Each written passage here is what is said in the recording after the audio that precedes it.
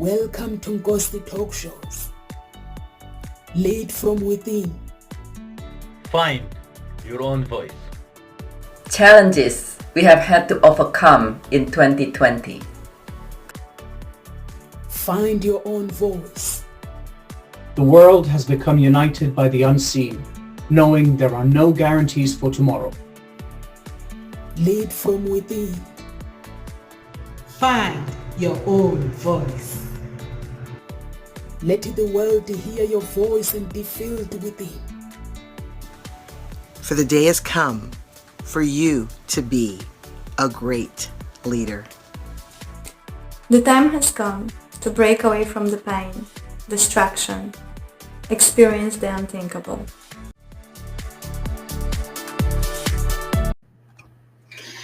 The time has come for you to break away from the chain and experience for the unthinkable. Welcome to Ngosi Talk Show. Find your own voice. Over to you, Dr. Bridget. Please introduce yourself to our audience. Thank you, Lisa. And thank you for joining us today. Good morning, good afternoon, and good evening, depending on where you watch this and where you're located. Right now, here in the US, it's 5 in the morning. And I know in the UK, it's in the afternoon. Would you love to be able to have peace of mind and wonderful success a whole lot easier than any effort that you have ever placed up until now? Do you know that something as simple, it will take practice, but something as simple as paying attention to your words and how you say your words can make a huge difference in not only whether you achieve something, but how you are able to achieve that, perhaps with something that is a lot more ease and a lot more fun and a lot more joy on your journey to achieving what it is that you would really love.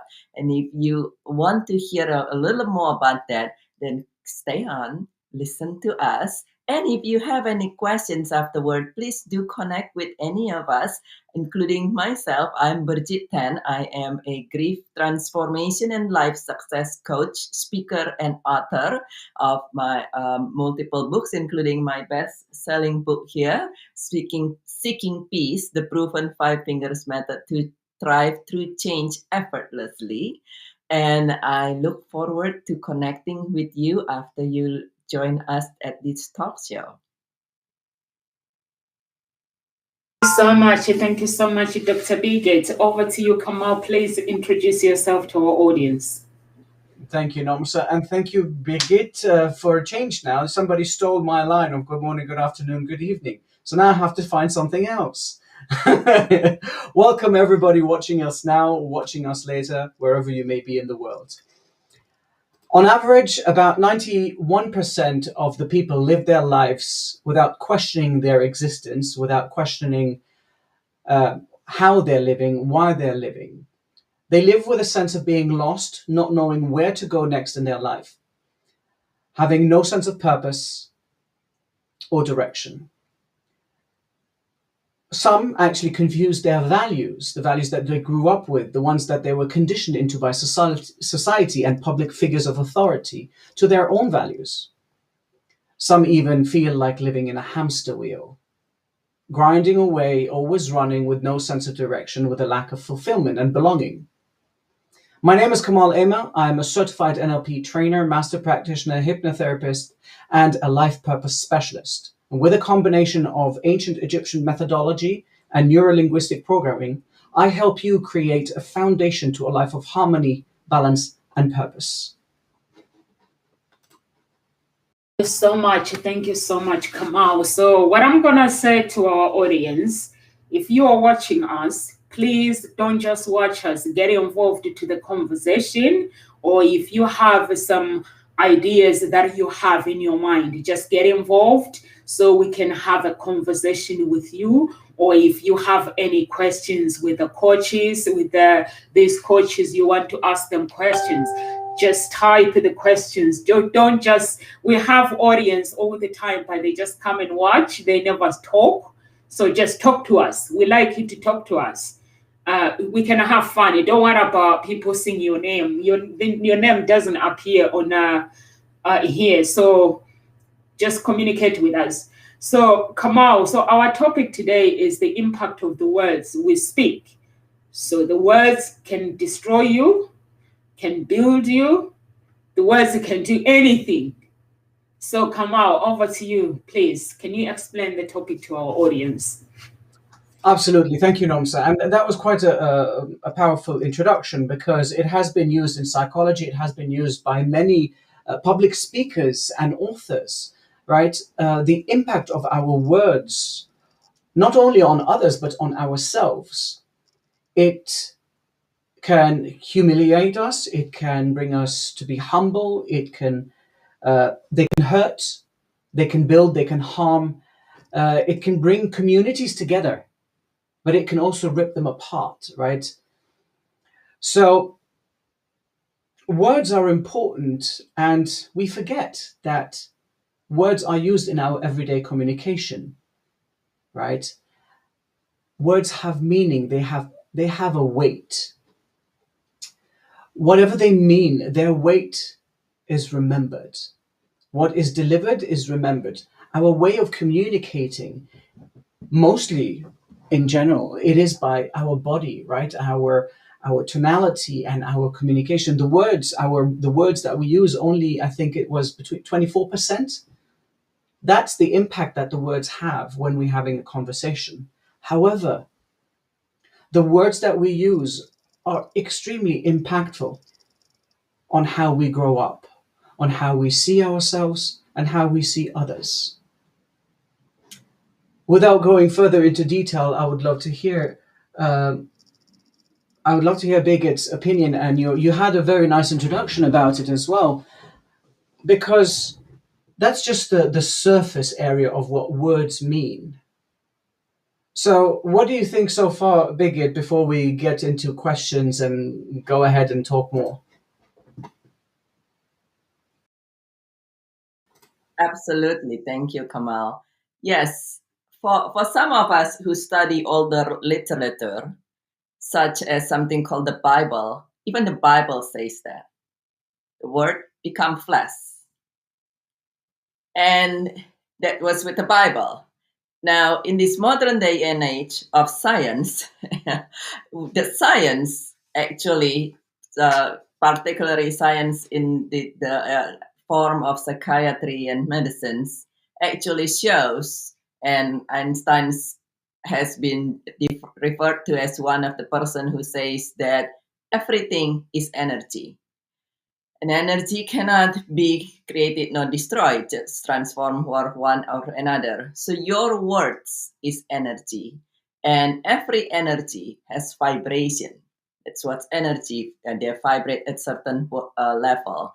And so therefore your words has vibration, and different words has different vibrations. This is the vibrational energy chart from Dr. David Hawkins. And in here you can see from low down here to high up here. And the vibrations of love, of joy, of peace is up here. And the vibrations of hate and fear and guilt and shame and grief is down here. And so if your words has vibration and you are also vibrating, when you speak a word, whether it is words that imply fear or words that imply love, now that words vibrate at certain level, and you, without you realizing, you are vibrating at that same level as well. And so as you speak the word, let's say word that indicates shame, or such as you say, let's say you did not accomplish a project today. And you say, shame on you. Why didn't you do da? Oh, look at you. Look at your large belly. You just a lazy, silly, what have you, that you haven't gone to the gym, even though the gym closed. Hello, and at least in the US for the longest time, and so this is all here. And since you are vibrating, guess what happened? You received that vibrations. It's affected you physically. It's affected you in your heart. And we know that heart is extremely sensitive to vibration. A Heart Math and Heart Science Institute studies this. Heart is extremely sensitive to vibration. Register them and then release them back. And it's affected you that vibrations vibrate into your brain and the same thing. And so your word has vibration, and your vibration influence that vibration reach you and influence your vibration, and your vibrations will naturally produce what it vibrates on, whether it is something to be shameful about or something to be joyful about. And so keep listening on how you will be able to be more, to be able to use your words such that you are vibrating at the level, at the state that you want to be, whether it is creating love or creating joy or more abundance. Thank you so much, Dr. Bridget and Kamal. But for me, I have a question. I know the words can make you, can break you, but what creates the words? Isn't it is feelings, like Dr. Bridget, you talk about energy.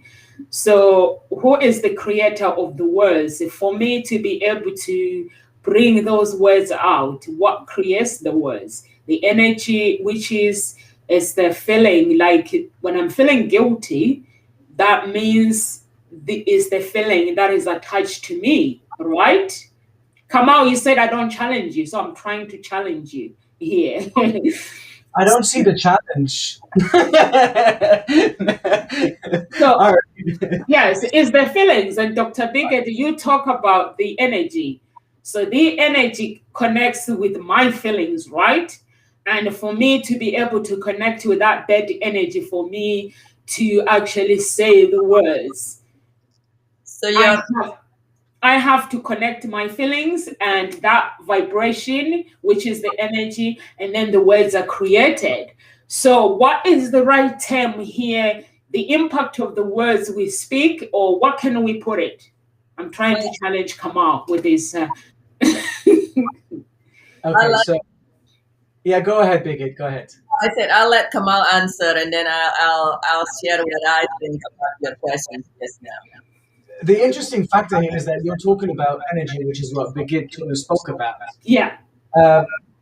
And I'm speaking from a very perhaps spiritual, semantic, more NLP perspective, right? When we say the words that you are talking about, it's how you want to express yourself. That is the behavior that comes out of you through your words, correct? Now that if you are not in connection with who you are internally, your feelings, then that behavior will be unresourceful to the situation. You're taking into context that there is such a thing as bad or good inside of you. We are all, as humans, inherently good by nature. Our choices are very different. Our choices in life are what, between quotation again, labels us as good or bad. Because it is a label that you have given. You see, this is a word. And you have labeled your behavior or your feelings as being bad. Feelings, they're feelings. There is no bad or good feeling. You are allowed to feel guilty. You are allowed to feel angry. You are allowed to feel love. You are allowed to feel frustration and jealousy and greed and all of that, even though they're sins. But you're allowed to feel them. So how you are impacting your life by using these words and these terms will affect your current state and your future. How you use the words to your children or to a passerby or a neighbor or somebody that you look at or look for or talk with, that will have an impact. Words are remembered. They're kept in the memory. And I'm pretty sure you can remember verbatim something that you said to somebody that affected their life. Whether you want to label it good or bad, you remember the exact words that you said. Whether it's you, Nomsa, Bigot, or anybody, I remember certain sentences that I said to people. And that's how strong words are. Now imagine we are remembering that sentence. That word, the impact of the word used, the strength, the weight that was given to it, has impacted that person's life. It has either changed them, built them up, created a new person, or it has dragged them down. It has been used for them as an anchor to survive, or it has been an anchor that drowned them. The words that we use with children are very important. Teachers, they tell their students sometimes, oh, that you're not very smart at this, maybe you should do that. Bang, people are stuck for the rest of their life, growing up thinking that they're not good. I remember, Bigot, you had a story about your legs or your neck, I can't remember, right? Having a long neck, I think it was. And whether it was parents or people saying that you've got a long neck, you have to hide it and all of that. And you spent a long period of your life trying to hide it. And now I've said it before, but having a long neck for women is a sign of beauty, is one of the 7 signs of beauty. So the words that have been used to pull you down, or maybe to protect you from the looks of others, to protect you from being bullied or whatever, they have impacted your life into hiding until you decided that these words had no meaning. But until then, they had a tremendous impact in your life. I have heard words since I was a child from my mother that have kept me pushing and pushing and pushing forward. And these are the words that made me the man that I am today. She pushed me by saying, Kamal, you are the best. Not because I was good at anything, but you can be the best. You can be good at whatever you do, which are these things and these things and these things. When she sees that I'm good at something, she pushes me into it. She says, you're good at that. Continue. Try harder. Learn more. Read more. And that's what helped me improve myself. That's what helped me become, in her eyes perhaps, because I'm her son, the best at what I do, in what I do. I'm not necessarily the best in the world, but I am satisfied with what I am doing because I know I can do it well. So words have a strength and impact in our life, and they are remembered. Bigot. That is beautiful, Kamal. I love that. It is definitely explain one of the many reasons words can influence our life and our results.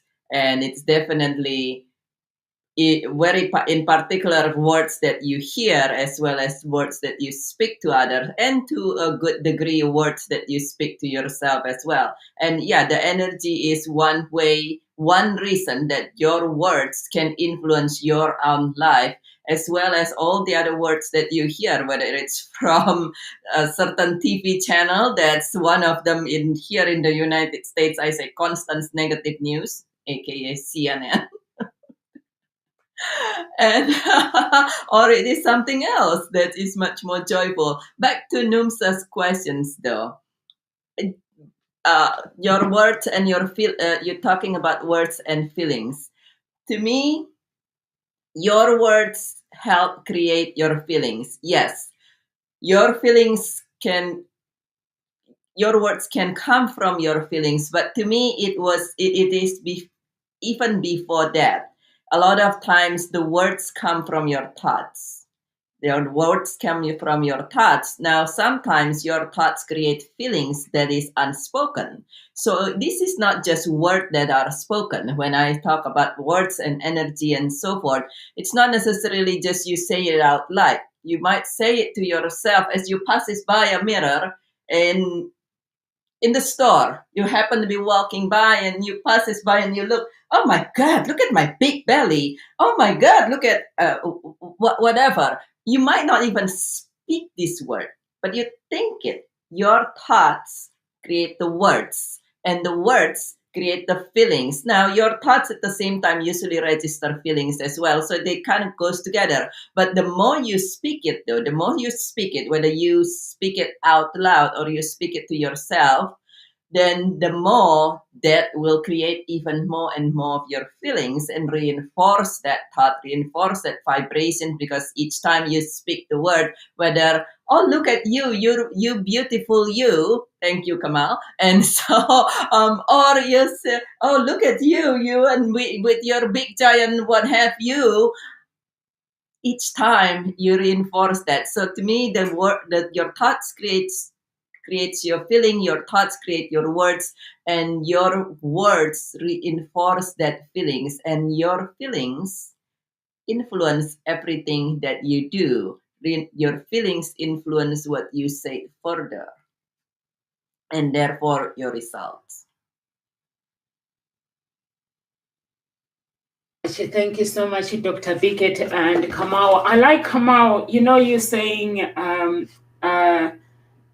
your words, they're kept in the memory and they can be used as an anchor to survive, or they can be used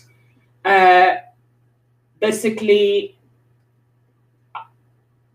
When I went through personal development, basically, that's when I couldn't understand when everyone kept saying words are this, words are this. I could not understand what do people mean by the words that can actually be used against you, until I listened to one of the pastors, and it was like, the words that we speak spiritually on earth, they are kept forever. When you go to heaven, wherever you go, those words, they are played back to you. So I thought, wow, what is he talking about? But he was saying anything you write down on paper, it can be erased. That means you can ask for forgiveness, it will be erased. But your words, you ask for forgiveness, cannot be erased. And I was like, okay, I couldn't understand it. And one day, I love praying, I love meditating. And one day, there was something that wasn't going right in my life. And I didn't know why. And somebody decided to play the words that were played by one of my family members that was said about something in my family.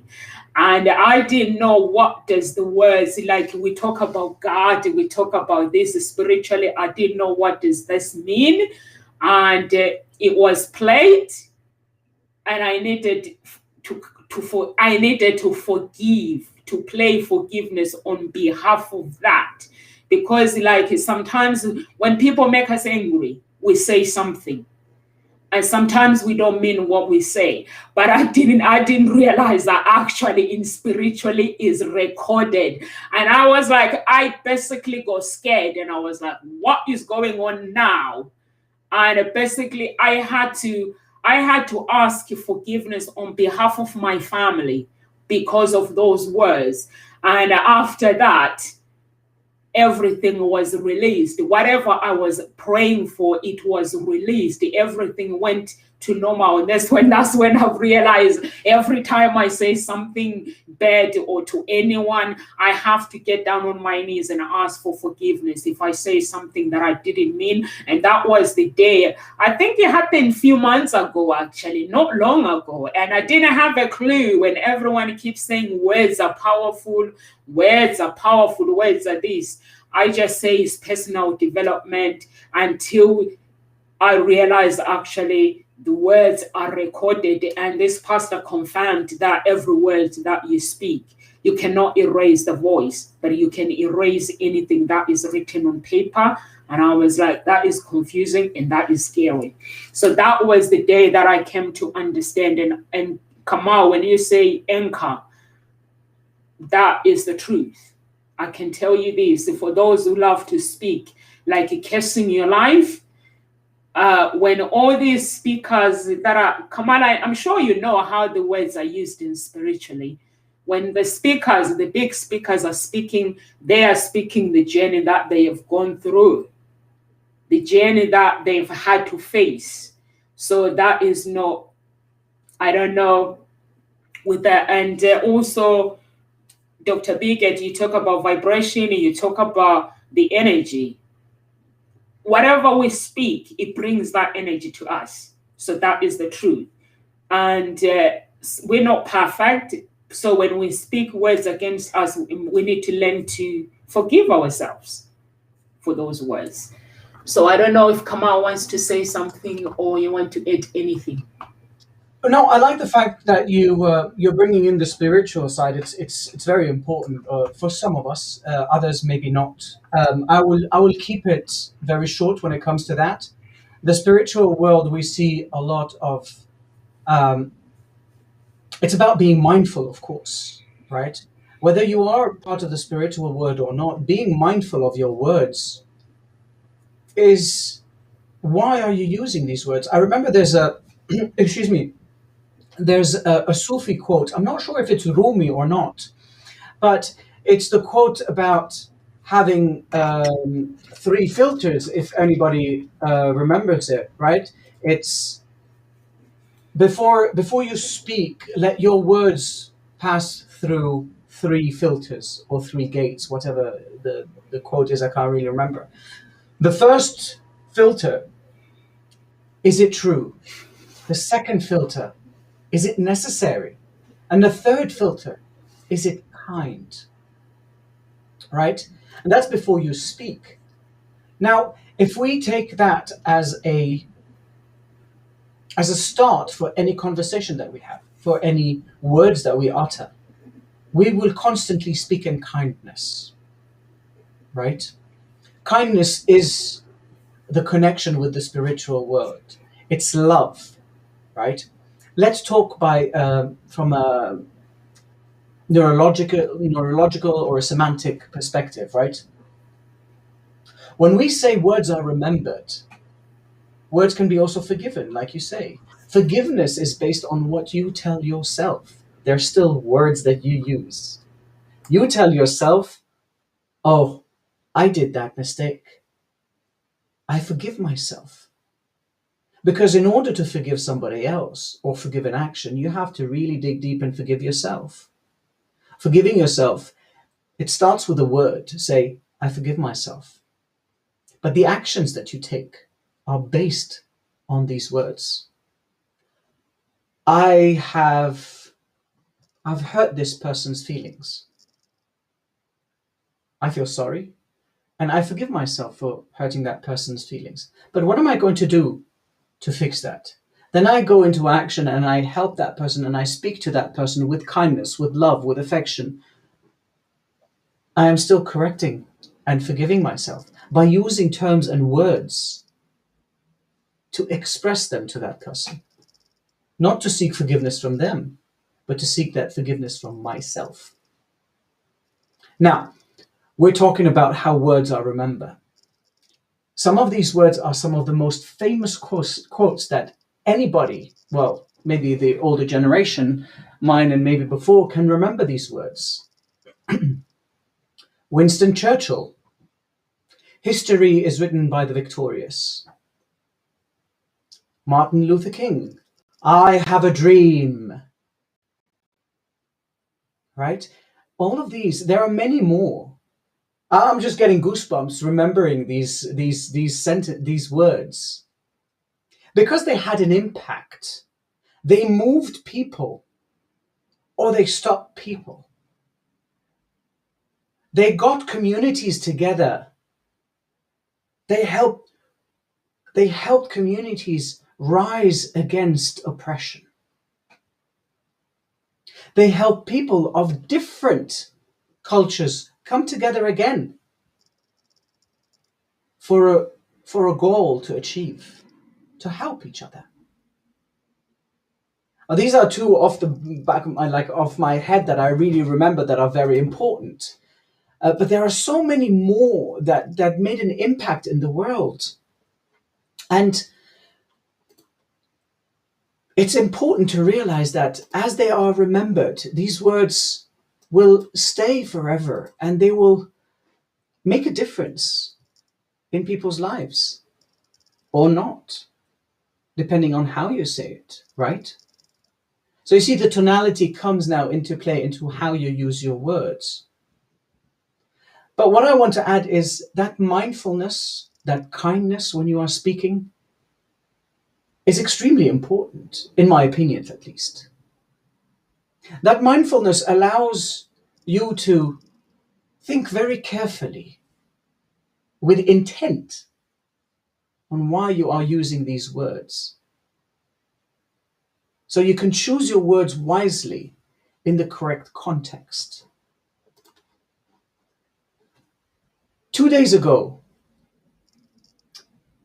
I was in a rush, but I was on a call with my mom and my dad, and we were going to start a conversation, a very deep discussion, like we have almost daily with each other. But I was in a rush. And we were going to start that discussion, and I gave a quick, short opinion, and my dad answered and said no, without giving any explanation. He said, "You are wrong."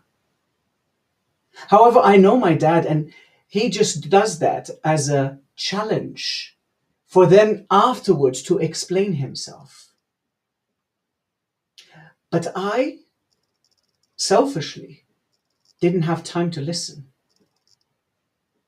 So my reaction was being rude. And I said things that I shouldn't have said. And I know that they are wrong right now, because it took me a bit to realize that I was rude. Because at that right moment, I wasn't thinking of being kind. I wasn't thinking of being mindful. I was thinking only about myself because I had to go. But I didn't have time to elaborate what I wanted to say and to speak with him about it. So I was not mindful and careful about the words that I said. And I know I hurt him deeply. On another spectrum, my dad, a few years ago, he gave me a sentence that changed the course of my life. And it's in my head every day. Every time that I'm coaching, every time that I'm speaking with somebody online or here. And those words were, "You have been given the gift of time." Doesn't matter in which context it was given. But that sentence, it has been an anchor for me. It has changed my perception of life, of the world that I live in of my reality. It has reformatted my thinking and what I can do. But he was mindful of that sentence, because he realized that this was the kindness that I needed at that time. So you see, even when you speak from a spiritual perspective or a linguistic perspective, words always have an impact. They always carry some sort of weight. How you utter these words, the tonality that you use, that pause sometimes that you give. A lot of speakers do that. They give a pause to emphasize something. That is what gives the words weight. And that weight is carried. That is why I repeat it again, and Bridget said it, and you said it, Nomsa, and everybody in the world will tell you that. Speak with love, even to your enemies. Because that love is the kindness that comes out of you. That kindness is what counts in your heart. Doesn't matter if somebody hurts you, if somebody causes you pain or trauma or whatever, it does not matter. But the words that they use will impact their life. as well, because they will always remember them. What do you think, Bridget? That is wonderful. I love that, and I love how you mentioned a few times at the bottom of all this is to be mindful.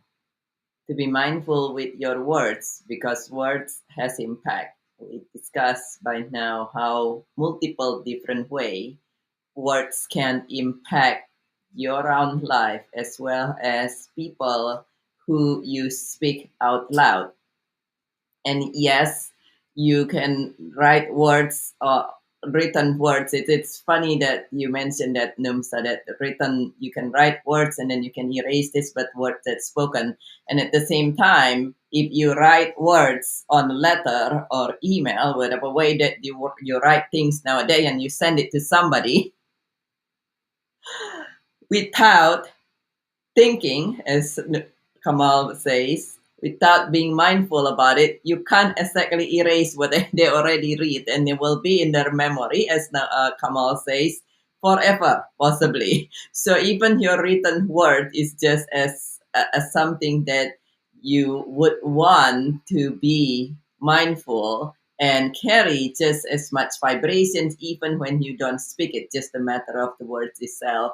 And as Kamal said, there is a different way on how, when you speak verbally, when you actually speak the word instead of just write it down, then you're able, even your tone, as I mentioned briefly, how you speak it can make a difference. You can say a sentence and exact same sentence carry different weight. As you said, Kamal, sometimes with pause, which is silence, which is the pause of words, can make a huge difference. And so back to how do you use your word, and it's come down to literally is being mindful to be responsive instead of being reactive. And how are you able to be more responsive instead of reactive to somebody?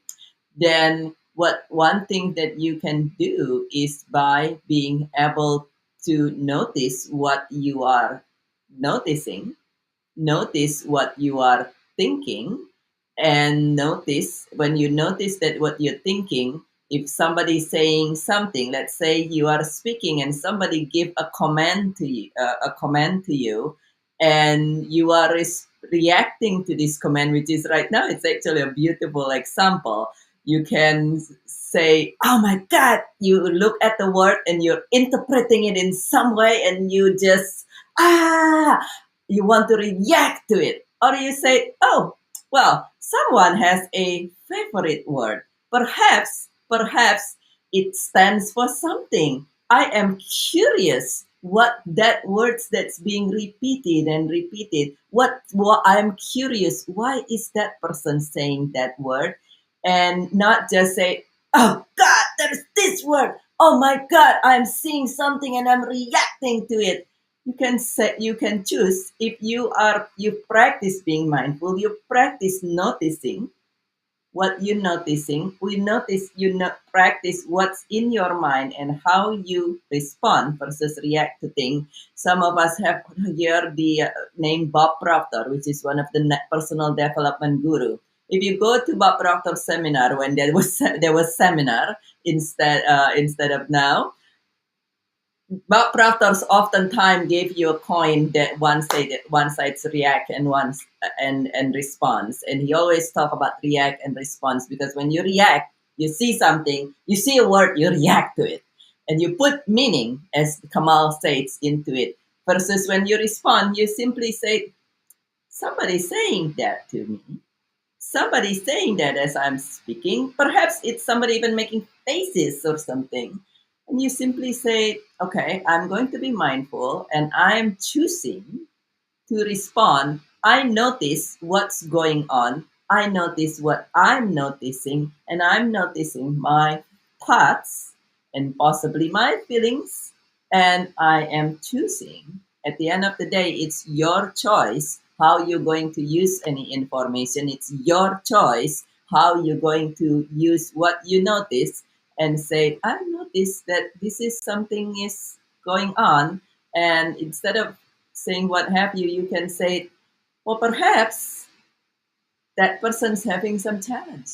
Perhaps it is an opportunity for me to actually improve in certain thing, or even an opportunity to help some other people. And so you want to me, you want to remember the four most important things, since we know word has so much power, as Kamal says in the quote that you stole from me to say that, is to actually ask yourself before you even register your words. But since we says that how your thoughts create your words, pay attention to your words. What is to your thoughts? What's your thoughts right now? Perhaps you're thinking, oh, this is interesting. This is very powerful. And I'm going to listen to this and practice this. Or perhaps your thoughts is more on the dishes that you are washing. But if you find this powerful, then perhaps you want to listen again. Perhaps you say your thoughts is something differently. And so what's your thoughts right now?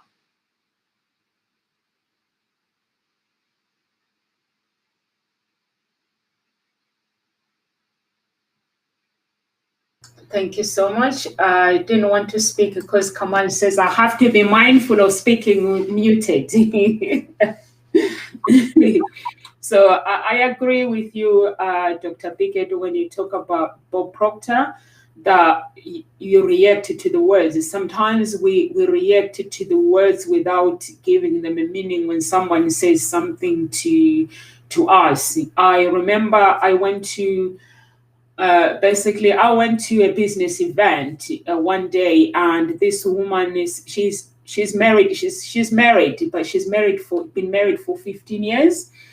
So she was like, what do you do? I told her what I do, and she said to me, how can you match me if you are not married? So I just went quiet. And she kept going on and on and said, I don't believe in people that are can match me if you are not married. So I listened to her, and then when she's finished, and then I explained to her the process what I do when I match people. And I said to her, I didn't say I wasn't married. You're putting the words in my mouth. And I didn't say I'm married. So I basically live with my partner, but we are not married. The difference with you and me is you are wearing a ring.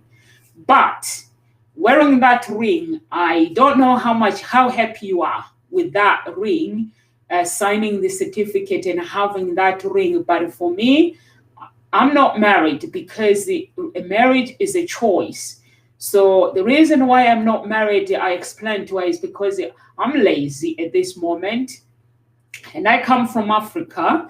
And if I come from Africa, I'm going to have to bring my parents here or take my parents or go and get married in Africa. But unfortunately, I explained to her that I didn't have a British passport. When you come here, you have to have this process of applying for British passport, and then you can have freedom to actually bring somebody because you can apply. So I said to her, I wouldn't get married for papers. So I said to her, now I've got British passport, I can think about getting married and bringing my family here without having to stress asking somebody to invite my family. So I said to her, that was the reason why I was not married. So I'm not married because I'm matching people. So I said and then she went, oh, okay. So, and then we started talking. So, and then I explained to her the process. So I said, the process is what I do is my story, what I've been through in that story. And I don't use the story to my clients. Then I have to listen to my clients' story, what they have been through. And then after that, I relate it to my clients' story. When I relate it to my clients' story as a human being, I have to sympathize with them. And then when I relate and sympathize with someone, that means I have a little bit of information to work with and watch them the way they speak. when they are speaking, are they speaking with confidence, or is there something within them that needs to be dealt with? So that's what, Dr. Bickett, when you talk about the words, I would have simply, when that woman judged me, I would have simply gave the word meaning and started defending myself, but I didn't. I just played it cool and explained to her, let the conversation go on. After that, she was the one that apologized and said, I'm sorry for judging you. So, and then it was fine with me, but sometimes it happens in life, like Kamal was saying. You talk about Muhammad Ali, you talk about different people like Nelson Mandela. Nelson Mandela changed South Africa because of his words and his action. He didn't just speak. He acted on his words as well. And his words were very, very powerful. And he stood by his words by going to prison as well and standing for what he believes in. And which is why Ngozi Talk Show, if you listen to the videos, and mostly Kamal's part, when he says there are no guarantees for tomorrow, which is the words that we have gone through 2020. We didn't know that when we wake up in the morning, there's going to be a news talking about coronavirus. So Kamal's words are very, very powerful. And every time I play the video, his words comes on and say there are no guarantees for tomorrow. It makes me realize that I need to embrace the today. Basically, not to think about tomorrow, embrace what I have now, and basically give myself a credit for every shame, every guilty that I'm going through. Like Dr. Bickett, you talk about shame, you talked about guilty. But some people, they crucify themselves that I made a mistake, I did this. So Kamal, if you go back, like those who are watching, the audience who are watching, go back, watch the introduction from Ngozi Talk Show. That introduction has a message. And mostly Kamal's part. That's how I see it, but someone else might see a different part and relate it to a different part. When he says there are no guarantees for tomorrow, the world has been united by the unseen. So this is what we went through 2020, and we are still going through now. I never knew, I've never spoke to my neighbors across the road, but when 2020 we started getting outside, she will ring the bell, and everyone will ring outside, go outside and wave and say, we are okay, we are still breathing. And they're still saying hello to everyone. So that means we are united by the unseen, because there are no guarantees. That's his words. I love that, Numsa, that we are united by the unseen, and that's very true. Just like you cannot, at the end of the day, you cannot see words, right? You can hear it. And yes, you can see written words, but what you're seeing is the letter. So the words is something that you cannot see. You cannot see sound. And at the same time, it has so much impact. I do want to take this opportunity, just in case these persons don't have the ability to stay until the end. I do want to really thank you so much for the, I think you named yourself Brawl Stars. I want to thank you so very much for accommodating us. I really appreciate telling us that we are fabulous, that we are uplifting, that we are courageous, and that we are knowledgeable. I just so appreciate that. And thank you for also giving me such a beautiful opportunity to give such a live example on how, as Kamal says, you can choose to react to word and put meanings. At the end of the day, we all put meanings into it, or we can choose to respond, and we can use, as I mentioned, it is what's in your thought at the end of the day, what you think about something. When you look at it, you think about it, you respond to that. So thank you so much for that. And I love what you said, Numsa, that's, yeah, the words at the end of the day, it is choosing. It's choosing on something that is not visible, but it is so powerful. and using that to change your life, to change someone else's life, if that's what you want to do. Thank you so much, Dr. Bickett. I know Kamal has got something to say. I don't. These are just words.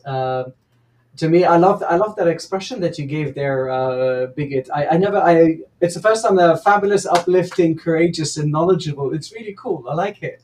I have another story about that word, but I'm not going to share it right now. Come on, share it. No. We have to stay with a certain level of speech, I believe. I can share it with you later on. What I want to say is that I really loved how you expressed the words that you have expressed, how you spoke about who you are, not moving, and all of that. You see, that had an impact on your life. How you moved from Africa, and people were automatically seeing you as, oh, you're coming here for the passport, and then you took it upon yourself to, no, you know what? I'm going to go through the procedures alone before I go through the process of getting married, just so that I'm not labeled, right? And that's the thing. It's a label that we all have. A lot of us have that label on our forehead by other people. But at the same time, we have a label for ourselves. We label ourselves, I'm African, I am French, I'm British, I'm Thai, I'm Japanese, I'm American. All of these are labels by society. We identify ourselves with them.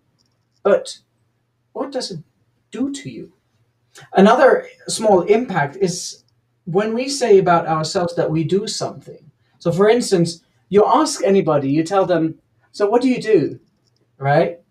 You said, for instance, I'm a matchmaker. Well, now you've labeled yourself as a matchmaker. You have identified yourself as a matchmaker. But are you really a matchmaker? Or are you a person that allows matchmaking? Right? You see, there's a difference there in both of them. Come to speak about people that smoke, right? I've had people that came to me that smoke and they want to quit smoking. They say, oh, I'm a smoker and all my family are smokers. They have identified themselves with being a smoker, not the behavior of smoking. But they believe deep down inside of them that they are a smoker. And that impact in their life makes it so much more difficult to change who they are personally for themselves. So again, we're coming back to that impact of words. And thank you for pointing out Mandela, which I really, really love as a public figure, and his story and everything that he has done. And he had so many speeches and so many wise words, but a lot of them are beautiful. And today I actually chose, for some reason, one of his quotes when it comes to talking. Not necessarily about the words, but it's about the language that we use. And I'm reading it because I can't remember all the quotes. I know quite enough so far. So he said, if you talk to a man in a language he understands, that goes in his head. If you talk to him in his language, that goes to his heart. Now, the reason I chose this quote today is because we are speaking about the impact of words, right? And that language is not necessarily English, French, Arabic, Italian, German, Swedish, Swahili, Afrikaans. No. It is the words that you utter, the language of how you say it. Are you speaking in anger? Are you speaking in love? Is it the language of understanding? Is it a language of compassion? Is it a language of forgiveness and acceptance? What language are you using for your heart and to change the hearts of others? And I want to just end it with this, because I feel from my side, I cannot go beyond the words of what Nelson Mandela says about that. So thank you for me for today. You're making me laugh when we talk about the words. My father-in-law has not been well. I can't remember what I said to him, but I know he went up, I think 10 days without eating, or 3 weeks. He wasn't eating very well, and he was getting worse. So, because I dedicated my life to be there for him. So I said something to him, wanting him to basically get better. I know one of my favorite words that I say to people is basically you have to think about the price. What's gonna happen if you don't do the things that you are meant to do? And I asked him, I said, you have us. What do you think is gonna happen to your grandchildren if you die and you're not eating, but you know how you're feeling? I can't remember what I said. By the many, all of a sudden they started eating. And he started, honestly, he got better really, really quickly. He started eating, although he didn't have an appetite. Or sometimes he'll come to our house, I give him food, he'll say, I don't want to eat. But that's when I decided to say something, but I can't remember the words. You know, sometimes you say something to somebody and you can't remember. So I take him to his consultant, and he says it was her. And the consultant says, wow, you're different. And it says it was her. Her words kept playing in my head. And he had to remind me the words of encouragement that I said to him, because everyone kept saying he's getting old. And I could see, you know, when you see a family member, when he's with his family, you see how happy he is. And I could see that when he's with his family, because he's very close to his family, he's happy. And he was sick, but he needed some push. Somebody to tell him the reality. What is the reality? What happens when you don't eat? Force yourself. So I said to him, you're gonna have to force yourself to eat, because your body needs something. It needs energy, it needs water. So I just left it like that. And the doctor, he got really better really, really quickly. And he says, he made me feel guilty actually, and say it was her words. They keep playing in my head, and I kept forcing myself. And I'm glad that she said what she said, because members of my family, they don't say anything. They always say, oh, you're getting better, you're this. Or if I'm not well, they tell me that I'm not well. They tell me what I'm feeling. So I had to tell him the price that is gonna have to pay if he doesn't eat, which is gonna die, or he's going to change his mobility or everything. Now he walks, he goes to town, he does his shopping. He's gone back to normal, which is amazing. But if you ask me the words I said to him, I can't remember. But I'm glad that there were words of encouragement. So thank you so much. And Dr. Bigot, do you have anything to say before we go? We say words of encouragement? Yes, definitely. Thank you, Numsa. That is such a beautiful story. Thank you for sharing that. That the words is a beautiful example how powerful words can be, and that you want to, again, choose your words carefully and act upon words that inspire you, that go upon words that you know allow you to create a different future. And in terms of the words of encouragement, again, I want to thank our visitor today to let us know that you are fabulous, that you are uplifting, and you have the power to uplift yourself through your words. That yes, you are courageous, regardless of what's going on in your life. You can do this. You can make it happen the way you love it, using your word, and that you are knowledgeable now that you listen to this, and you can choose to be kind to yourself using your word.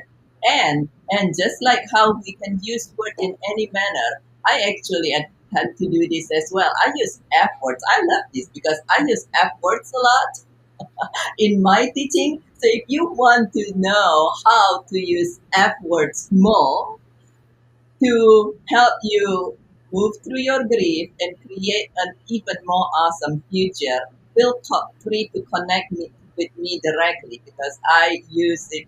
I'm actually at as we speak. I'm creating an online course, and you can find plenty of F words in addition to this, and everything else that you know. You might never think about, that you will be able to use those words as well as all other words to empower you in your life and create a wonderful, awesome, thriving life. Thank you so much. Thank you so much, Dr. Bridget. I would love to learn how to create good words. We don't stop learning. We still have to learn. So thank you so much. Kamal, any words of encouragement, please? Oh, I can't repeat after what I said about Mandela.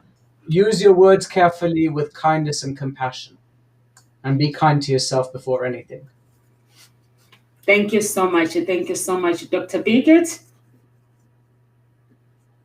Thank you, Numsa. I might just say, yes, know that you are fabulous, that you are that you are unique and meant to be unique, and that you are courageous regardless of what's going on in your life, and that you will create the life you would love if you use your word mindfully.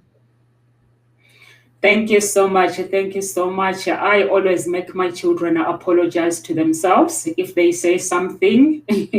So that's what I'm going to leave with you. If you say something about yourself and cursing yourself, make sure you give yourself time to forgive yourself and apologize to yourself, because as Dr. Bridget says, you are fabulous. Andy Harrington says you are magnificent. So basically, I don't know the words that I can use. Basically, you just have to say, I am courageous, and not just saying the words, I mean it as well. And sometimes look at yourself in front of the mirror and say, I love me. I love you, Nomsa.